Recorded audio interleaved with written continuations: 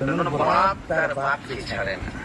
ভগবান গীতায় শ্রীকৃষ্ণ বলেছিলেন, যদা যদা হি ধর্মস্য গ্লানি ভবতি ভারত অভ্যুত্থানম অধর্মস্য তদাত্মানম সৃজাম্যহম পরিত্রাণায় সাধুনাং বিনাশায় চ দুষ্কৃতম ধর্ম সংস্থাপনার্থায় সম্ভবামি যুগে যুগে।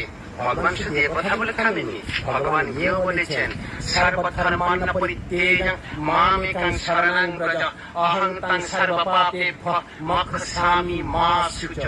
ভগবান শুধু এ কথা বলে থামেনি, শ্রেয়ান সধর্ম বিগুণ পরধর্মাৎ অনুষ্ঠিতা স্বধর্ম নিধনং শ্রেয় পরধর্ম ভয়াবহ।